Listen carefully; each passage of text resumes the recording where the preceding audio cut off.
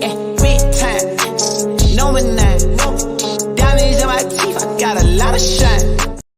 Oh, baby, do we have a lot of shine for you folks today, because we are the DFS Army Fantasy Football Show. And boys, can you believe it? We are less than 1 week away from the regular season. Thursday night, we got games. It's coming fast. And guess what? It's a little cliche for the industry.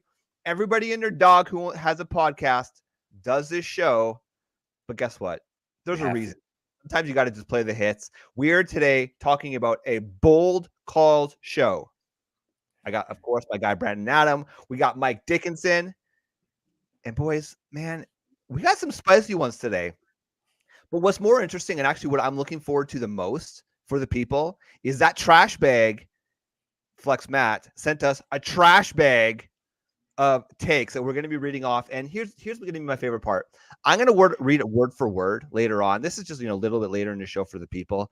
And just we can feel how trashy it is. And just a little window into what we deal with every day with Flex Matt. Of course, boys, where do we hail from? We hail from dfsarmy.com, dfsarmy.com. And I hope that y'all took advantage of that 25% off, because guess what? As of September 1, that early discount is gone. But don't worry, Mike. Don't worry, Brandon. We still got something for the people. If you go to dfsarmy.com, use code NFL23. That's NFL23. You're still going to save 15% off of a VIP, a Core 4, or an NFL-only membership over at dfsarmy.com. Go hit it up. It's going to be the best thing. It's probably going to go until about the end of week 1. So you have a week to get an additional 5% off. And then from there on, it's about 10% off. Still not bad. Still going to save you a little bit of cash, but certainly not as lucrative. Gentlemen, as they like to say, let's not bury the lead, because we got some bold takes, baby, for the people. Mike, I'm going to kick it to you first, because listen, I know Brandon. I see his eyes. Yes. I see he's gleaming. Mike, give me your first, I'm assuming, wet blanket, cold take of the season, baby. I don't know if this is actually a wet blanket cold take. It's kind of spicy. It might throw a little bit of cold water on some maybe some New England fans, maybe some truthers out there. But wait, hold on a second. Yeah. Yeah. This all right. is let me finish this and I'll be there. Boys, Bill Belichick just called me. He's calling me to come play wide receiver for the New England Patriots, which means that they are in the shit when it comes to wide receiver, which is also dovetailing right into my first hot take. My first hot take, bold call, spicy insight, whatever the F you want to call it, is that both Ramondre Stevenson and Zeke Elliott will finish as RB2s this season. So when you look at it across the spectrum, Zeke was off last year. He was terrible. He clearly wasn't right. His yards per carry were down. First time in his career he carried for under 4 yards per carry. But does it really matter? He's still got those good touches inside the 20s. He got the high value touches. And when you look at what is going on in New England, so they have their starting wide receivers. Their wide receiver 1 is Juju Smith-Schuster. They got Tyquan Thornton and they got Devontae Parker listed as their other 2 starting wide receivers. Bill O'Brien's back there. And I think that if you look at the way Belichick has typically structured his offense and has run his teams and his game plans, he's kind of flown in the face of what convention is. So you saw 2007, the year that Brady threw for 50 yards and Randy Moss broke fantasy football. That was way before everybody, the entire NFL, was out in these mild. Oh, this is years before anybody else was out in this high-flying running gun, the pass-happy offenses. So you look at the AFC East. They got the Bills, they got the Dolphins, and they got the reshaped, reformed, magical New York Jets. The Hard Knocks darlings. Everybody's rooting for them. Aaron Rodgers and Garrett Wilson and Sauce Gardner. Somehow, all 3 are going to tie for MVP this year. First time ever. We're going to have 3 co-MVPs from the same team. So you look at what Belichick's plan could be. I think that his plan is going to be to run, play ball control, keep those other offenses on the sideline as much as possible. Mac Jones is quarterback. Bill O'Brien's back. You look at the stable of tight ends. I think you're going to see a lot of 12 and a lot of 22 out of these guys, to be honest. And it makes sense because they don't have the horses. So in Bill Belichick's career, he has never had back-to-back seasons with 1,000-yard running backs. Ramondre Stevenson ran for 1,013 yards last year, which means if you look at his history, Stevenson will be under 1,000 yards this year. And I'm not saying he's not going to be viable. I think he's still going to be active in the passing game. I think he's still going to see a lot of work in the passing game. He can stay on the field all 3 downs. But if you look at what Zeke replaced in Damian Harris. Damian Harris did not have a 3-down skill set. He was a plotter, he was a runner, and he wasn't right last year. He had a handful of games where he posted RB1, RB2 usable numbers. But I think that when you look at it, one of the reasons they were attracted to a Zeke. You look at who they brought in. They brought in Zeke, they brought in Fournette, they brought in Dalvin Cook. They brought in 3 running backs and ultimately signed Zeke, 3 running backs who can be on the field all 3 downs, who it doesn't tip your hat when this guy comes on. So I think that they plan to do, I think you're going to see about a 1/3, 2/3 timeshare. Stevenson on the field 2/3 of the time, Zeke on the field 1/3 of the time.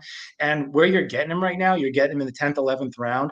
Is it outlandish to think he's going to have, I mean, Zeke is the last 4 years, if you take 22 out of the mix, Zeke had 91, 77, 77, and 66 targets in Dallas. So he's obviously a factor in the passing game. I don't think it is out of the realm of possibility to see him get 60 targets, to get those high value touches inside the 20. We heard it over the course of the preseason. Coaches said they wanted to keep Stevenson's touch snap shares down. We heard it from Stevenson himself. I haven't been on the field as much this year. I don't know why. And I think it all has to do with preservation. I think that he's on his rookie deal. I think they want to preserve him. I think they want to play a slow, plodding offense. I think they're going to have a very slow pace of play. I think they're going to post as few offensive snaps as possible to keep those other offenses on the sideline, especially in their division games. Jeez, I don't even like. I feel like Brandon, you can take this one. I got a few things to say, but I'm going to save it. Like, we're both kind of just stunned with this take break. Like, this is like the Alice take last year. I'm so disappointed. We saw or is it completely on brand? We saw Zeke run straight off the RB cliff last year. Why the hell would you even care about his signing? Like why? I don't care what people think, that he could have 30 red zone looks on the one and he ain't gonna score that often. It doesn't matter. He is too far gone. He is not gonna get the carries that you think he's gonna get. But that's fun. I really don't care. Ramondre Stevenson was RB7 and he had less than 60% of the total snap share. So he doesn't need the full workload to get to be RB1 status. So and that was with Ramondre only getting 5 touchdowns. So I really don't see how you can think that he's going to fall out of RB1 territory just because Zeke's signing.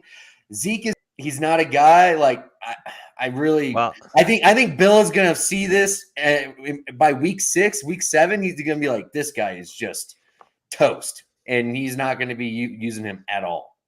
It's that Patriots running back depth chart is just it's scary. I'm not gonna lie to you. Like, obviously our sweet beautiful baby boy Pierre Strong was traded away to the Cleveland Browns.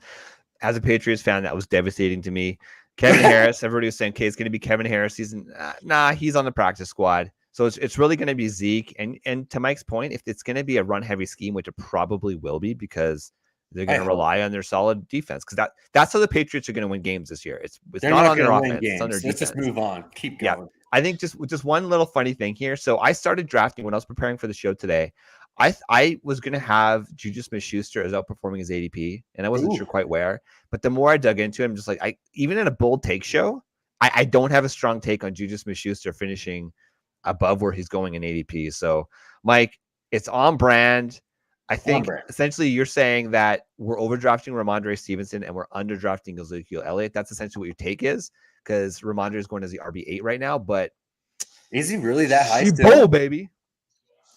What's that? If he's going RB8, he shouldn't be going RB8. He's going as RB10. I have him as my RB8 ranked. It's the RB10 is where he's going. Good point, Brandon. Still, as an RB1 is where he's going definitively in round 3. So, bold, baby.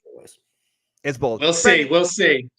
let's get us back on the damn rails for the people, right? Because people like, listen, it's like betting the under. It's not exciting. It's not sexy. Let's bet the over. Give me a bold take, Brendan, for this season.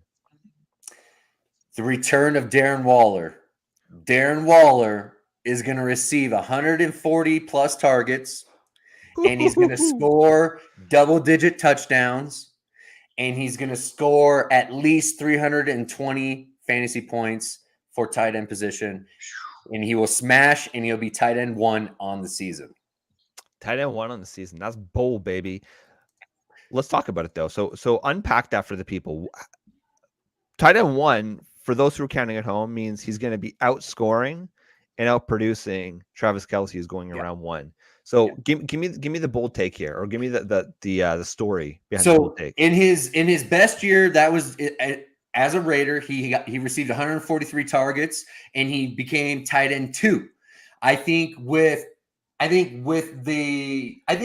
Kansas City has a fair amount of decent wide receivers this year at the talent position. I don't think they have a dominant one, but I think they have a hodgepodge of enough guys to catch balls to take some of that away from Kelce. I think they are starting to understand Kelce is not a spring chicken. I understand he led the league in yak last year, and he's getting older. I get Tony Gonzalez was there. He played forever. You can play forever as a tight end, but at some point, Andy Reid's got to think about preservation from the regular season to keep him healthy for the playoffs, right? Keep the older guys fresh for the playoffs. That's what matters. So I just think it's Darren Waller is that kind of freaky talent at the position where his opportunity is going to be massive. He's going to have the biggest target share for any tight end in the league. Competing with Kelce, on brand with Kelce. So I just feel that the Giants will take a step forward, and I just have huge confidence in Brian Daboll going to get Darren Waller, and I feel like for everything I've seen, he's going to compete for that tight end 1 position. It's going to be a dogfight, but I think this is a bold call, right? Somebody's got to unseat Kelce. I think Waller can do it this year. It's not. Listen, the industry is generally in consensus with you, right? Like we keep looking at the NFFC rankings, and TJ Hawkinson and Darren Waller are going back and forth as the tight end 3. They're just flipped again. Well, they flipped back. So Hawks again now 1 spot ahead of Darren Waller when you go back 3 days here. Signed. The signing. Yeah, we got the little signing bonus, which is good. But does that make a difference for this season? It's basically like news. Hawks literally ADP of 49.98 and Darren Waller's 50.56. So they're effectively going pick your poison. Both are going to be good picks. And I like the fact that Brandon, go ahead, sorry. And if this happens, Daniel Jones will be jumping into the top 5 QB position. If this happens. If this range of outcomes happens, we are going to see a big leap for Daniel Jones. I wouldn't go that far personally. I think where Daniel Jones is going in ADP is a pretty sweet spot, just because he's to perform where we're projecting him right around that quarterback 10 to 12, right? Is generally where he's going. For him to actually get there, in addition to the rushing upside, he's going to need a reliable passing option, like a Darren Waller. If Darren Waller flops and none of these wide receivers hit, like Daniel Jones could finish as the QB where he's been 13 to 17, right? Kind of where he's been historically. Last year was his breakout season, but he'll finish he'll turn back into a pumpkin. But I like that idea. I mean, we've talked about it before. I'm not a big Jalen Hyatt guy. I like him, but there's certainly people in the industry that are far, far higher on him than myself, including you, Brendan, Adam. But it's not a bad take. It's not a bad take. We got a question from Bali in the chat here, and this is more so for Mike Dickinson. So based off your take with Ramondre Stevenson, where would you take Pierce or Stevenson in PPR? And listen, I guess you can't really do these things in a vacuum because they're going significantly different. But at their ADPs, would you rather have Pierce in, say, round 5, round 6, or Ramondre Stevenson around 3, round 4? So I guess it all really depends on how you're going to construct your roster and what you're going to do. Stop it. So cop out. Mike, Stop with In a vacuum, it's Stevenson. In a vacuum, it's Stevenson. But okay. Thank you. But if you want to go, if you say you want to try and grab a Travis Kelce, Patrick Mahomes stack, you gotta take that. You gotta take that in the beginning part of. You gotta take Kelce in the beginning part of round 1, and you gotta grab Mahomes either late round 2, early round 3, and it boxes you out from taking Stevenson. So if that's the route that you want to go, like if that's how you want to build your team, then build your team that way. But in a vacuum, it's obviously Stevenson. I mean, it obviously is. He's got the height. He's got a little bit more NFL experience. He's bigger. He's proven that he can do it. There's durability issues with Dameon Pierce. They also brought in Devin Singletary, so it's obviously Stevenson. But you can make a case. You can make a case that Pierce is a fine option depending on your roster construction. Yeah, and then you just look at the team situation. Like, I know the Patriots aren't going to be a barn burner this year, but they're going to be better than the Houston Texans. I think they're going to be in scoring position more often than the Houston Texans, and you better believe Ramondre Stevenson's going to get the rock at the goal line. So I agree with that take. Even after ADPs, I'd still rather have Ramondre Stevenson on my team. Yeah. Okay, boys. So this is a take that I didn't think would be bold. 3 months ago when there was a little bit of uncertainty, this might have been a bold take, but hey, range of outcomes that makes sense. But ADP has not corrected, which has me scratching my head a little bit. But I have Joe Mixon will finish as a top 5 running back this year. And currently, why is this bold? Mike, you're saying, yeah, of course Joe Mixon is going to finish as a top. No, because he's being drafted as the RB13. And the only thing that's changed this year versus last year, when he finished as the RB7, RB8, depending on your format, was there's less competition. There's less competition, right? We all know about Samaje Perine, and the biggest hit was Joe Mixon sucks in the passing game. Or not so much he sucks in the passing game, in the pass protection game, right? Samaje Perine is a tank. He's 5'11", he's 233 pounds. He's a tough body to move, which is why he was playing on third downs. But when you look at the competition this year on the Cincinnati Bengals, we got Trevion Williams, 6th-round pick in 2019. On his career, boys, he has 8 receptions. He's 5'8", 206 pounds.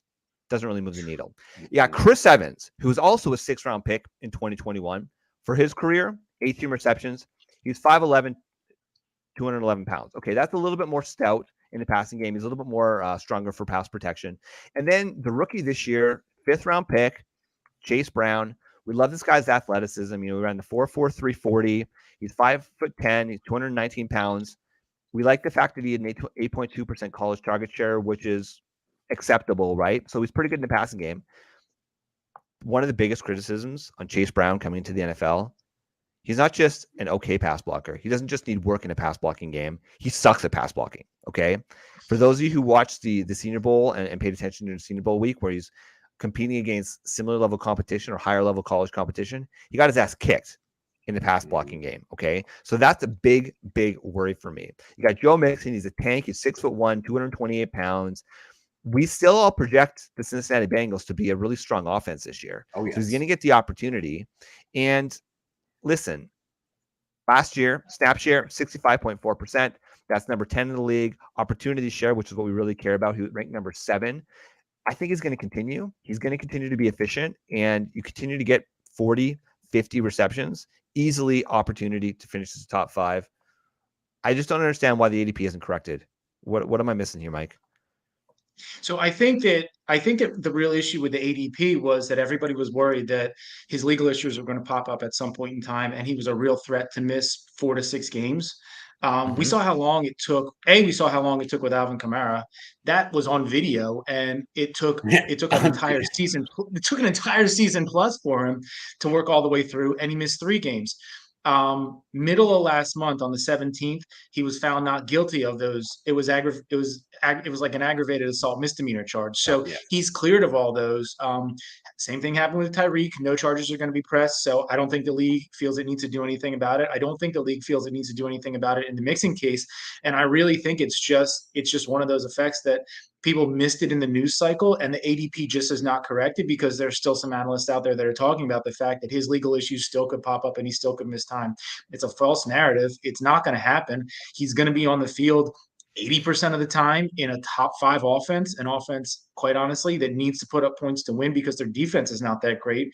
They're going to be in the hunt for the number 1 seed in the AFC. They're going to be playing to win every single game, and he's going to be a big part of it. You saw all the pushback 2 years ago and all the criticism that Zach Taylor took when he took Mixon off the field in that last drive of the Super Bowl when they lost to the Rams. And now here we are 2 years later saying he's not even going to be an RB1. I think it's asinine. I think it's gone way too far, and it needs to be corrected. It should be corrected. And the funny thing is, Mike has not been a Mixon guy. That for him to say, "Good, like you need to be drafting Mixon," that means it's a great value. So do it. Okay. But Mike, before I get to you with your second bold call, I got to read one of these trash bag ones from Matt. Yes, and listen, okay, this is more so just because it makes me laugh. But I'm going to read this word for word, and I'm going to ask if you guys can get out your decoder rings and tell me what the hell Flex Matt is trying to go after here. Okay, this is word for word what he sent me, Mike. Okay, all right. I need to get like my little spectacles on. All right, Jaylen Warren has an exactly similar stat line to Tony Pollard the year before he completely broke out. Over 100 rush attempts, over 700 rushing yards, over 35 receptions for over 300 yards. And where he ascends Pollard similarly is that his TD total moves from 2 for Pollard into the 5 zone. So, Mike, I'm going to throw it to you. What the hell was the take? What's the bold take there? Please tell me. This is what I'm dealing with, people. I think the bold take is that Jaylen Warren rockets himself up to RB2. And honestly, I've heard this a lot. I've heard this from a lot of people. Yeah. There's a lot of Najee Harris hate going on out there. Yeah. I think that people look at the season that he had last year and they think that, yes, this is what Najee Harris is. He is a below 4 yards per carry guy. He doesn't collect yardage after first contact. He's terrible. He's a plotter. He was overdrafted. The Steelers are going to now all of a sudden move to a split system where they're running 2 backs through there. And I think that I think that the hate on Harris has gone way too far. Now, if you look at it, he's corrected up where he's now going as the RB9. And I think that that's probably the right place for him to go. I think that when you look at the issues that he had last year, Pittsburgh's line was absolutely terrible. So what did they do? They went out and they grabbed Isaac Seumalo from the Eagles in free agency. He's one of the best guards in the game. He was probably, I was pissed that the Eagles let him go because he was such a big part of what they did last year. Like he was part of that offensive line. And then they drafted a right tackle. The Steelers know that their line needs to get better. They went out and they improved it. Kenny Pickett's got his second year in the offense. Matt Canada's going to open up way more of the playbook to him. The passing game is better. We've seen highlight after highlight after highlight from George Pickens, which means that Harris isn't going to be facing as many loaded boxes. So now he was facing, I don't have the stats in front of me, but I'm sure he faced a bunch of 8-man boxes because they weren't worried about the fact that Kenny Pickett was going to throw on him. So you look at Najee Harris's first year, his rookie season, with the ghost of Big Ben Roethlisberger. Najee was the RB2. So ostensibly what we're saying is that the offense is going to be way worse under Kenny Pickett than it was under Roethlisberger his last year. And Harris is going to plummet down and Jaylen Warren is now going to jump up and take all that work. If you look historically at the way that the Pittsburgh Steelers have run their offense, they have had a bell cow back. It's been one back that carries a majority of the load. They had it with Le'Veon Bell.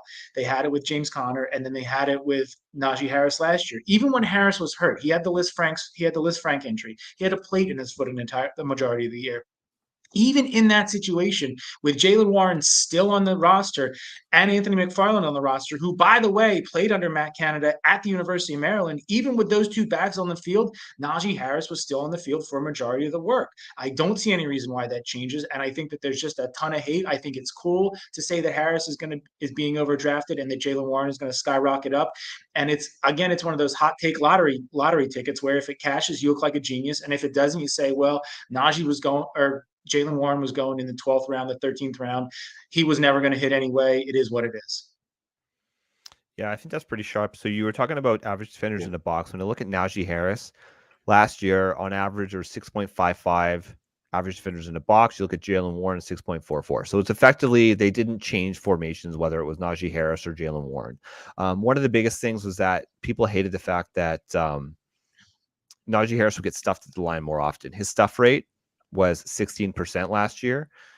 Jaylen Warren's was 13%. So it's not, excuse me, 12%. So it's not like there's a dramatically different stuff rate. And then the other thing too is that, just from an eye test perspective, people were saying Jalen Warren looks explosive. Well, when I look at his combine results, he had a 4.55 40-yard dash, which is a 64th percentile. Okay, fine, right? But he has a 96.6% speed score, which is only a 52nd percentile.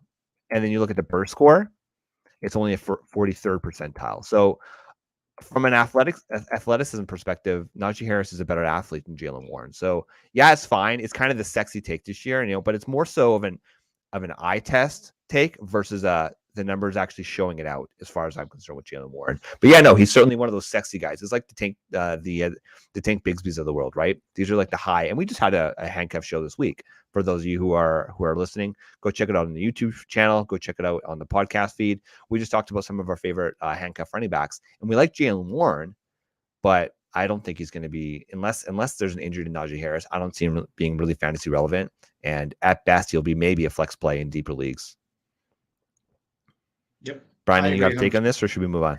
No, move on. Settle off. I'm good. All right, let's move on. All right, Michael. Actually, let's throw it to Brandon, because Mike, you just had a nice take on the Steelers there. Give me your bold take, Brandon.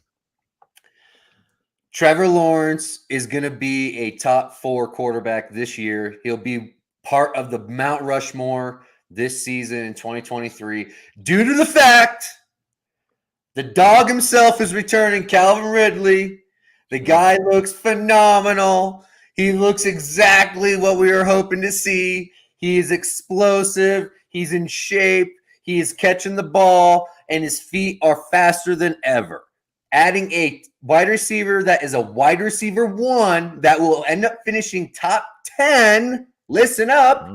He will finish top 10. I see Trevor Lawrence skyrocketing up into the above 650 attempts this year. And I see 35 touchdowns. It's going to be a big jump. Trevor Lawrence is going to be a part of the big boys, and we're going to start viewing him as one of the guys behind Jalen Hurts, Josh Allen, and Patrick Mahomes.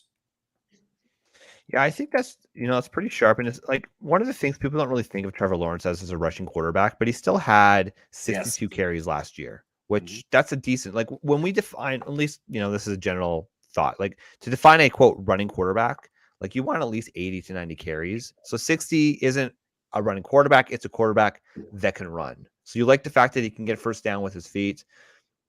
I'm on board with you, Brandon. I think generally the industry is as well. The market is right now that Calvin Ridley is going to be that guy. There's definitely some people out there who are thinking he's going to be a bust. We've been there early, though. We've been there so early. Mike and I, we've been so early on Calvin Ridley train. We've been drafting him on Underdog as a wide receiver 2 or 3 back in early June. This is crazy. Like the amount of steam Ridley has gotten. It's awesome. I'm excited that we were that early on him. I was tepid. I'll admit, I was tepid. I mean, there's a lot of reasons to be skeptical about Calvin Ridley.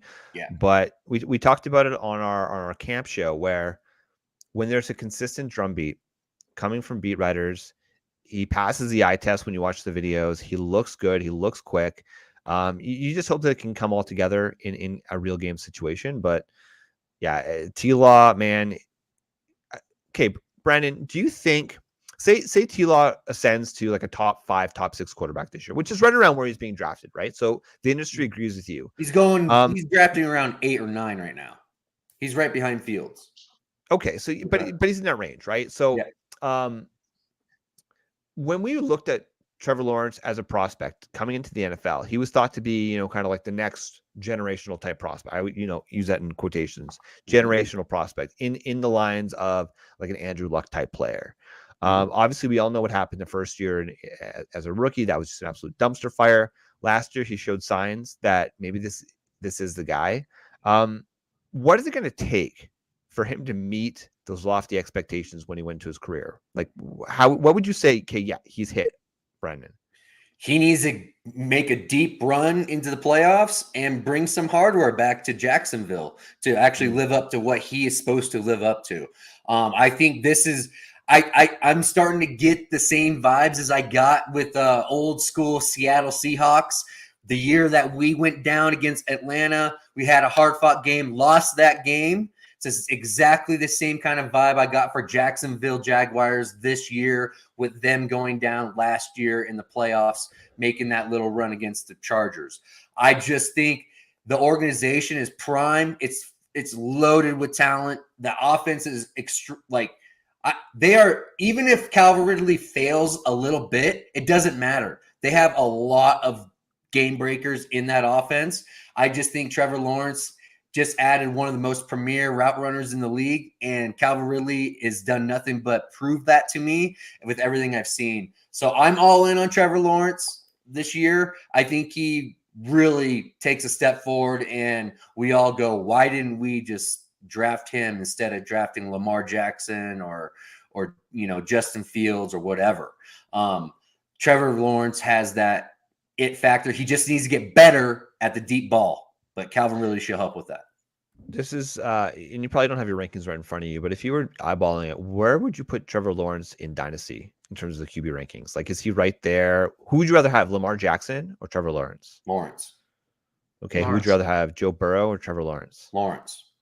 Who would you rather have, Josh Allen or Trevor Lawrence? Allen. What about Jalen Hurts? Hurts. Okay, so he's right around like the QB4. Yeah, I have him at QB4. Whoa. Did you just say you'd rather have Lawrence over Hurts, Mike? Yeah, I think I would. Okay. I'm done for the day. We've been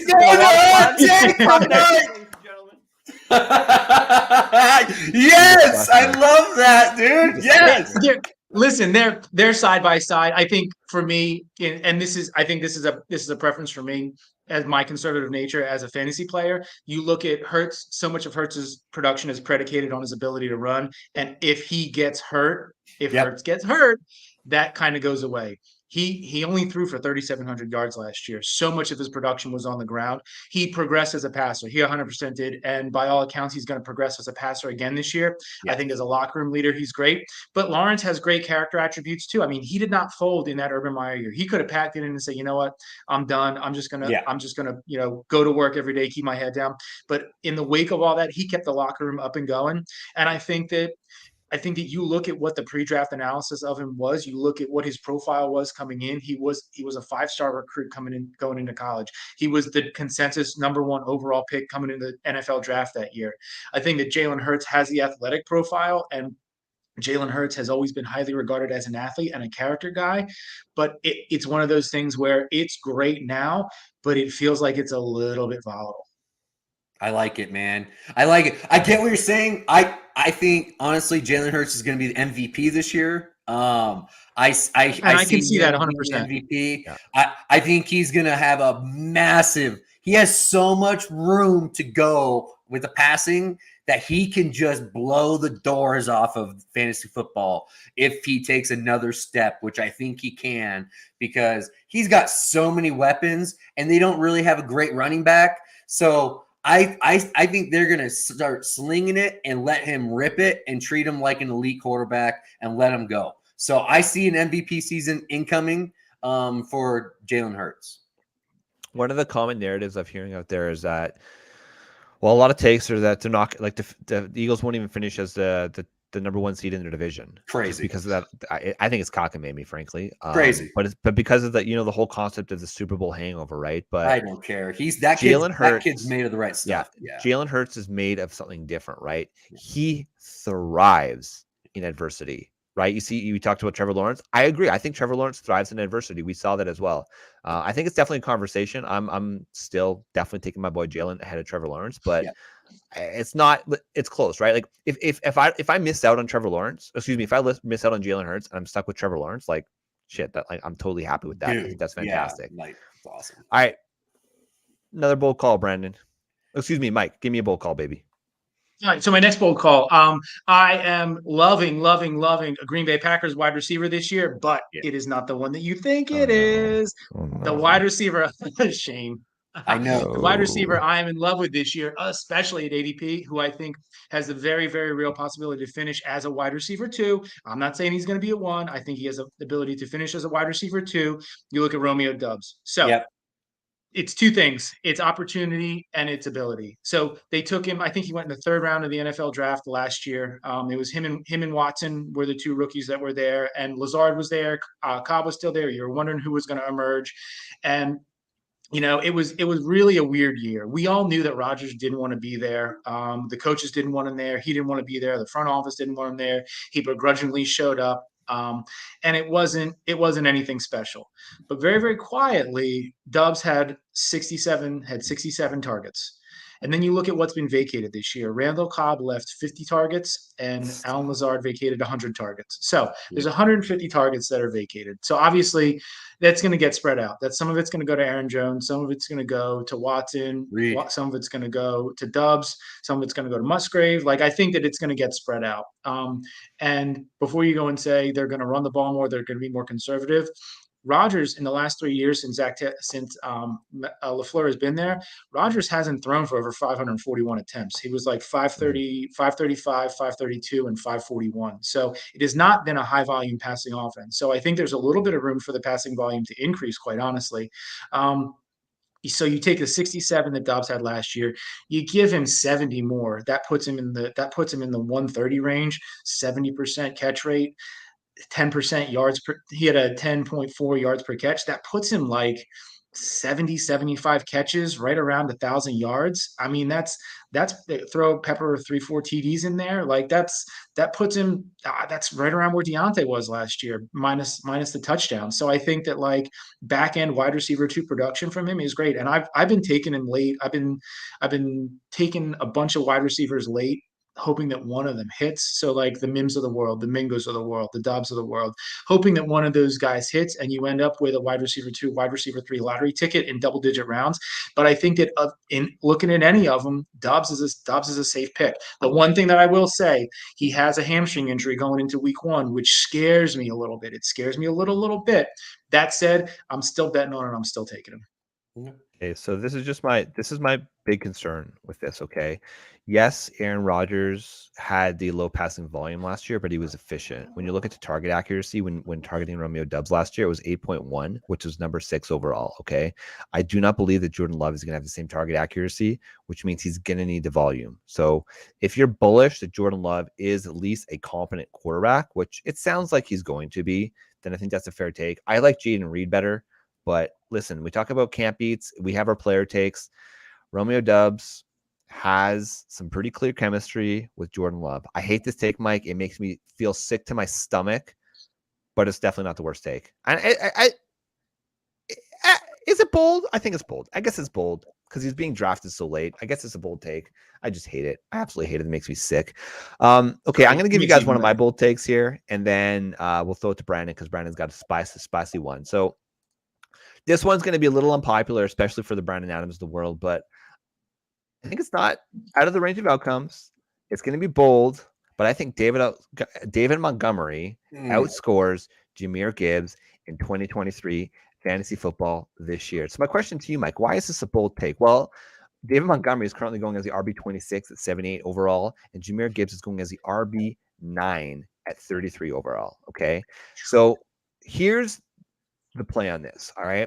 So outside of Amon-Ra St. Brown, who's going to be an absolute dominant wide receiver, it's going to be a very, very concentrated opportunity share. It's going to be Amon-Ra, it's going to be David Montgomery, and it's going to be Jahmyr Gibbs.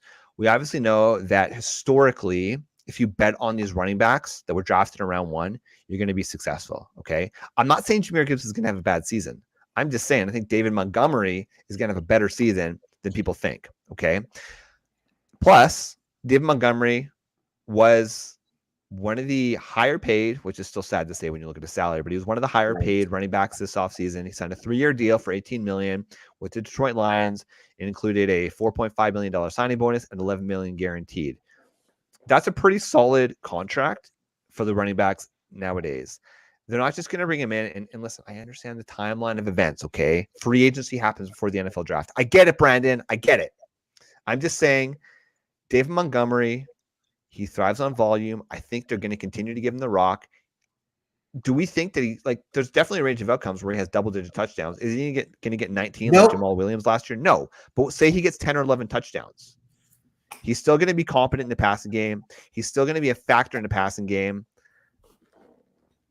I think it's possible. Roast me, Brandon. Roast me now, baby, because it's Do it now. The more I keep going, Do it now. Do it now. Go bet Rookie of the Year Jahmyr Gibbs and have a great time cashing at the end of this season. Team fade Bijan. Gibbs to the moon. Gibbs is gonna be.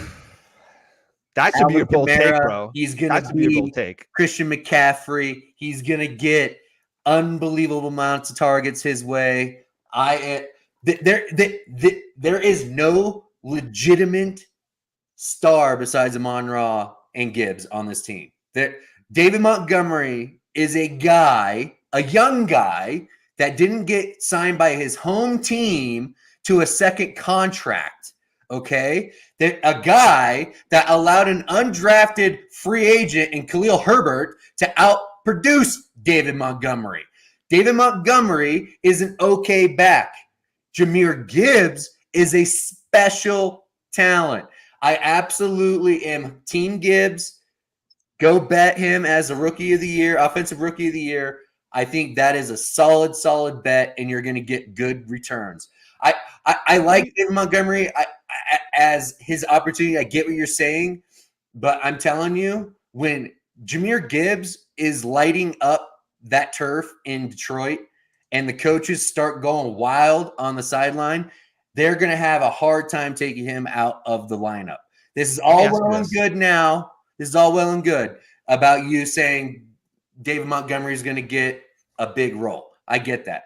But stars, man, bet on talent. And Jahmyr Gibbs is just far more supremely talented. I just don't see Who do you think's better? Who's a better rookie? Okay, obviously we have our crystal ball now, but who's a better rookie, Jahmyr Gibbs or Christian McCaffrey? I was just going to go to this. This is interesting. Yeah. Honestly, if you had to choose, like Christian McCaffrey's rookie season, we don't know Christian. I know what you're saying. He was RB12 his rookie season, but I know what you're saying. Where he's being drafted is where he's supposed to be drafted. You're not getting a bunch of value with Jahmyr Gibbs right now. But what you are getting is a guy that has a range of outcomes that could be Alvin Kamara. Like, this is the type of arc that he can have within that offense, especially with a stationary statue quarterback in Jared Goff. The guy's going to be dumping it off constantly, especially when Amon-Ra is going to have 2-3 men all over him, draped all over him, all over the field. He's going to be checking that ball down to his elite pass-catching back. And David Montgomery just won't be in the 2-minute drills. He won't be in those situations. I think in the high-value target areas, I think they are going to be throwing Gibbs in there because, A, he's explosive, and they took him at the top 12 for a reason. There's a reason for it. Yeah, no, I think that's fair. But, I mean, like... But for value, I David see what Montgomery, you're saying, David Montgomery. But yeah, David Montgomery still had an almost 12% target share last year, which ranked number 12. So it's not like he's a slouch in the passing game either. No. And when you look at Jahmyr Gibbs in college, okay, where was he effective? It was in the passing game, absolutely, yes. Right? His last season, he had 44 receptions, a total of 444 receiving yards, but he only had 150 rush attempts because he's not a big dude, right? So I don't think it's realistic to say that Jahmyr Gibbs, especially as a rookie, is going to go in as an every down, 3-down back, and they're just going to absolutely use them like they are some of these. They don't have to use them like that to make. That's my point. They don't have to because they're going to have a player like David Montgomery. He's a veteran. They paid him. They're going to trust him with the rock in his hands. I'm a little worried that Jahmyr Gibbs is not going to perform, and I understand why he's being drafted as the RB9 because he has that nuclear upside. If things go well, if he gets 80, 90 targets, 60, 70 receptions, he's going to finish as a top 4, top 5. Yes. Running back. That's in the range of outcomes. But the bull case, or excuse me, the bearish case on Jahmyr Gibbs is the fact that most of those high caloric touches in the red zone on the goal line are going to go to the bigger back, David Montgomery. David Montgomery is still going to be present on third downs. Like, when you try to think about the usage, do you think that it's going to be, okay, one series, Jahmyr Gibbs is going to get all the touches? No, I think they're going to be on the field at the same time a lot. I think he's going to be moved out to the slot, to the Z. Montgomery's going to be in the backfield, and that is a great way to utilize both on the field at the same time. Having a decoy in Montgomery, the guy that can actually run the rock a little bit, but have that explosive upside with Jameer within the offense. I see that happening. Yeah. If you're Jared Goff, okay, and you have David Montgomery in your backfield, you've got Jahmyr Gibbs lined up in a slot, and then in the X position, you've got Amon-Ra St. Brown over there. Who's your hot read going to be? Who's your hot read going to be? Who's going to be your first read? It's every single time. It's going to be Amon-Ra. It's going to be the Sun God, right? Like, I think we're all very, very bullish on the Sun God this year. He's got wide receiver 1 in his range of outcomes. Yes. That's what my concern is, right? When they're in those situations, if both running backs are going to be deployed, then they're probably not going to be going to Jahmyr Gibbs. They're going to be going to Amon-Ra. Air in that situation a lot more. I don't know. I'm excited. I get what you're saying, though. I get what you're saying. Yeah. Yeah. Okay. So that was my little wet blanket take. So I just had to do a Mike Dickinson thing here. Love okay, it. Boys. We're running a little bit short on time here. Wow, 45 minutes came in. Here, let me just spit out a few. So Brandon, give me a few of your good ones. Mike, if you got a few, and then just for fun, boys, I'm gonna read a few more of Flex Matt's because hey, that's why we're here to have fun. Okay, Brandon, give me a few hot takes. Tony Pollard finishes as an RB1, as the RB1, and has his Austin Eckler full breakout RB1 season. He is going to absolutely explode. The reason why is this. Even though Tony Pollard did what he did last year, he still ran for 1,000 yards, had 371 receiving yards, 39 receptions, and 12 touchdowns total. He did that on a snap share of only 50.9%. That's 30th in the league for RBs. That is not going to happen this year. You can expect his snap share to bump up and be up, especially in the red zone. I see Tony Pollard finishing with at least, I think he has 16 to 17 touchdowns in the range of outcomes, becomes the RB1 of the season this year. Hot take, RB1. Also, one more, or two more. 2 rookie tight ends are going to finish in the top 12 tight end position this year between Laporta, Musgrave, Kincaid, and Mayer. 2 of those guys are going to have enough volume to succeed and be tight end 1s this year. Another fun one that I got that I think is really spicy is Sam Howell is going to outscore Anthony Richardson in 2023. That's a bold one. 100%. 100% he is. Yep. 100%. So you guys must have like 100% Sam Howell exposure. I do. I have so much Sam Howell. I have more than I'm proud to admit. Yes, I have so much more. And I think Anthony Richardson leads the league in interceptions and turnovers. Yeah. Here's the problem with Sam Howell is that we're all on him and we all play in leagues together. So we can't. I know it's not good. So he goes way higher. So it's just what it is. As long as we get, a little bit of him here and there. But, dude, best ball, I got him everywhere. Love to hear it. Mike, rattle off a few of your bold takes, please.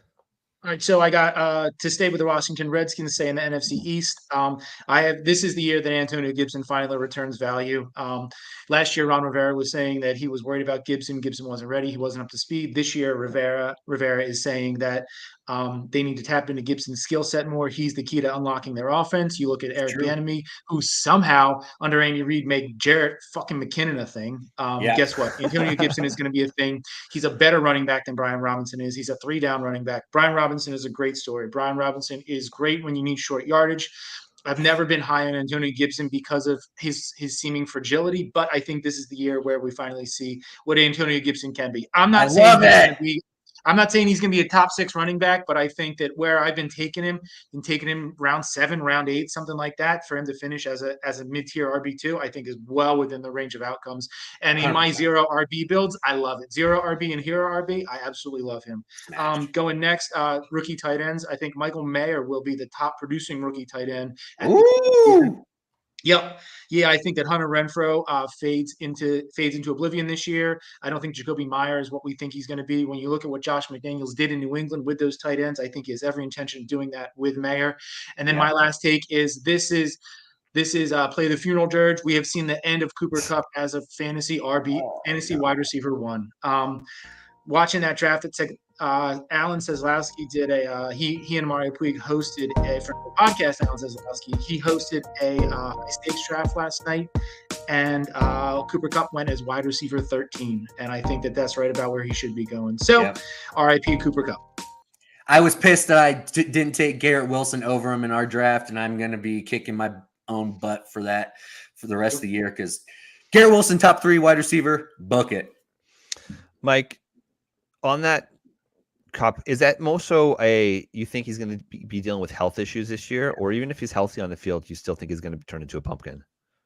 I think it's a litany of issues. I think it is health issues. I said this to somebody last night. I feel the same way about him as I felt about Julio Jones when we saw the beginning of the end of him. This could be similar to what Julio Jones's last year was in Atlanta because of injuries to the receiver, but also because of the quarterback situation. Matt Stafford is old. Matt Stafford has made a ton of money. Matt Stafford is injured. That offensive line is terrible. By the end of the year, we could see Stetson Bennett as quarterback, and if we see that, I think that the Rams have packed it in. I think Aaron Donald's going to be traded.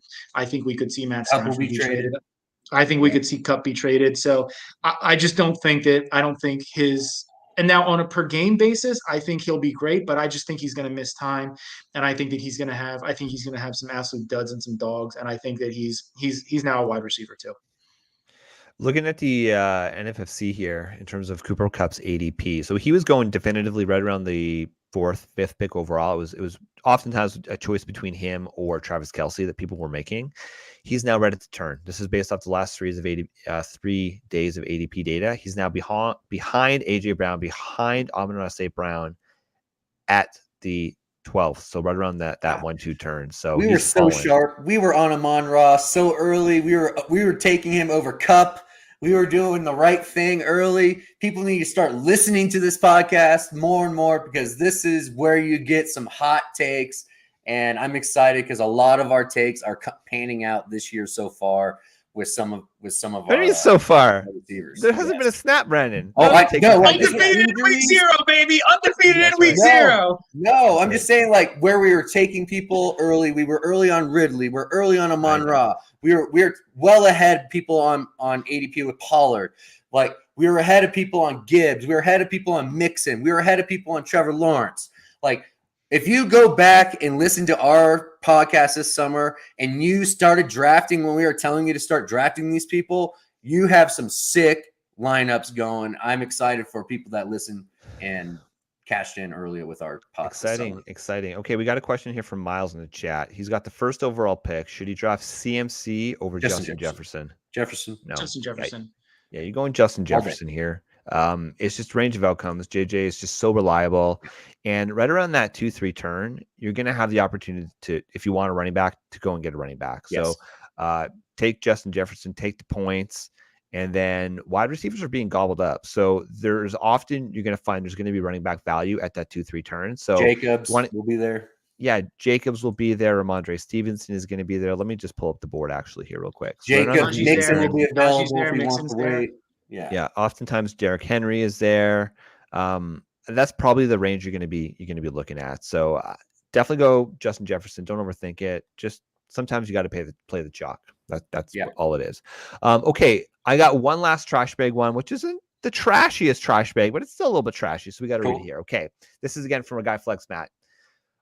This is with regards to the rookie wideouts. So these rookie wideouts, Jalen Hyatt, Jordan Addison, Jackson Smith and Jigba, Marvin Mims, Rashee Rice, and Zay Flowers will all have at least 700 receiving yards. And in the range of outcomes, potentially Jaden Reed and Puka Nacua and Tank Dell all could be in that range. Sure. The one player that we're not talking about and is the wide receiver 4 in his current depth chart, which I think is BS, Quentin Johnson will not have 700 receiving yards this season. Hot take right here. Yeah. Quentin Johnson is the most productive Charger wide receiver this year. And if he will finish as the wide receiver 1 for the rookies, if that is the case, because listen, the only way I see that being the case is if both Keenan Allen and Mike Williams get injured. Yeah. Right. Like that's the only. Yeah. You're right. Yeah, exactly. That's probably going to happen. If both All the right. guys who have significant injury histories get injured again, then Quentin Johnson will be the wide receiver one. All they got to do is have both of them miss like 4 games, and he's solid. He's going to outproduce everybody. Okay, we got a question here. I'm going to assume this is Miles Sanders. So, and I'm going to also assume this is just a redraft for this season. So, would you rather have Miles Sanders and Mike Evans or J.K. Dobbins and DJ Moore? Like, this Dobbins, is a DJ no-brainer Moore. for me. Yeah. 100% DJ Dobbins and DJ Moore, Yeah. for sure, Hayden. 100%. Go with that. Go with that. All right, boys, that's it. I had a hard stop 10 minutes ago, and yet here we are. So, there's so much to talk about. Thank you, ladies and gentlemen. Thank you for being with us all off season. Next week, Brandon's not going to be on the show because he's going to be hailing from Japan. So that's going to be fantastic. You're going to have to share some pictures, brother. That's going to be a sweet, sweet trip for you. But we're going to be here next week. It's going to be our first look at week 1. Obviously, at that point, we'll have one game in the books. But go to dfsarmy.com. We love talking about season-long fantasy football on this show. But the area of our expertise, what pays the bills for us, is our DFS content. Go to dfsarmy.com. Make sure you use the promo code NFL23 when you sign up. You're going to save 15% off of any VIP, Core 4, or NFL only membership. And here's the thing, Mike. Here's the thing, Brandon. We have real winners, people that are our members that have won life-changing money. We have multiple milli winners that subscribe to DFS Army using our tools. DFSArmy.com. We just launched a brand new site. It's sleek. It's sexy. You're going to want to go check it out. DFSArmy.com. Thank you for tuning in all off season. We're just getting started. This is when the rubber meets the road. As they say, NFL football is here. Enjoy next Thursday.